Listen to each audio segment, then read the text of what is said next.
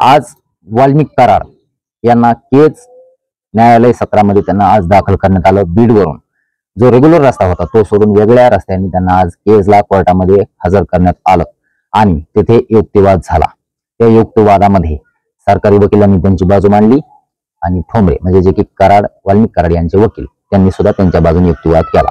दोघांच्या युक्तिवादामध्ये तो युक्तिवाद चालूच आहे, युक्तिवाद झाला।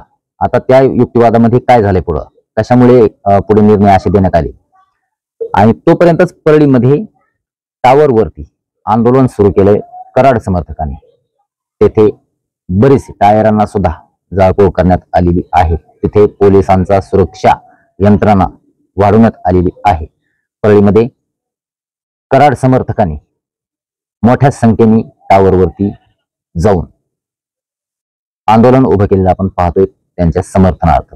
आणि कराडांच्या आई त्या सुद्धा परळीच्या पोलीस स्टेशन समोर आंदोलनाला बसलेल्या आहेत की माझ्या लेकाला खोट्या गुन्ह्यामध्ये अडकवण्यात येत आहे, त्यांना जोपर्यंत सोडत नाहीत, माझ्या लेकाला जोपर्यंत सोडत नाहीत तोपर्यंत मी माझं आंदोलन मोडणार नाही, असं कराडांच्या आई सुद्धा म्हणतात। एकीकडे कोर्टामध्ये आज 14 दिवसाची कोठडी मिळाली होती वाल्मिक कराडांना।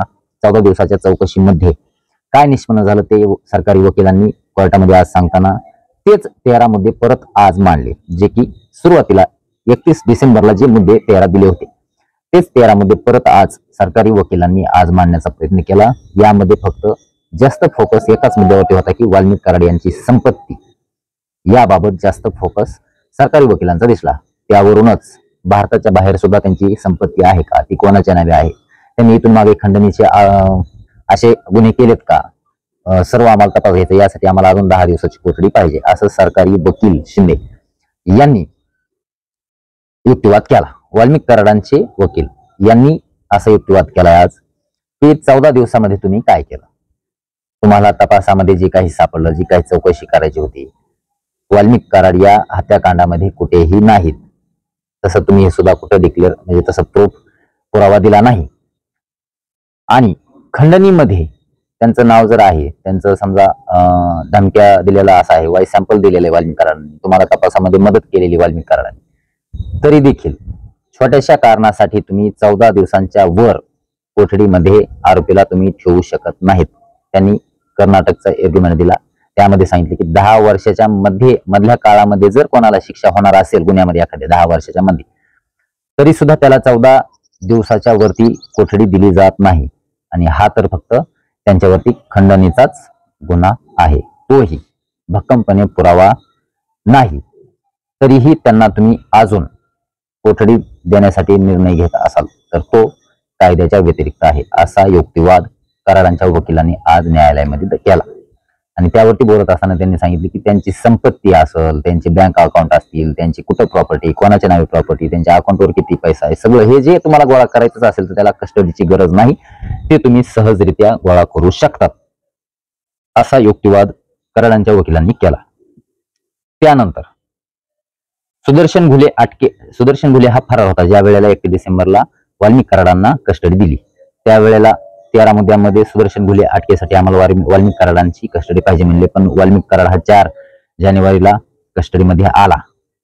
सर्व काय झालं, विष्णू चाटेने सुद्धा कबुली दिली, सर्व काही तुमचे मुद्दे, ठोस मुद्दे तुमचे पूर्ण झालेले आहेत। न्यायालयीन कस्टडी ही कस्टडी सुद्धा जेलची आपली पोलीस कस्टडी जी आहे ती सुद्धा आता पूर्ण झाली आणि तुमचे मुद्दे सुद्धा आता ठामपणे मांडण्यासाठी नाहीत, तर तुम्ही क्षुल्लक कारणांसाठी वाल्मिक कराड यांना कस्टडी आता देऊ शकत नाहीत, असा युक्तिवाद वाल्मिक कराडांचे वकील यांनी केलेला आहे। आणि सरकारी वकील फक्त संपत्तीवरती आता फोकस आहे, कारण संतोष अण्णा देशमुख यांच्या हत्याकांडामध्ये वाल्मिक कराड यांना अजून तरी कोणताही गुन्हा दाखल किंवा त्या यादीमध्ये नाव सोडलेलं नाही, असं त्या युक्तिवादावरून आपल्याला दिसून येत आहे। आता ताबडतोब म्हणजे आता काय निर्णय, आताची पुन्हा बातमी समोर आली ती म्हणजे वाल्मिक कराड यांना 14 दिवसाची न्यायालयीन कोठडी दिलेली आहे। वाल्मिक कराड यांना परत तुरुंगवास 14 दिवसाचा देण्यात आलेला आहे। जो काही युक्तिवाद झाला त्यामध्ये शिंदे असतील सरकारी वकील आणि इकडे वाल्मिक कराड यांचे वकील यांनी जो युक्तिवाद केला त्यामध्ये वाल्मिक कराड यांना अजून 14 दिवसाची कस्टडी मिळालेली आहे। सरकारी वकील यांच्या युक्तिवादाला यश आलेलं आपण पाहतोय।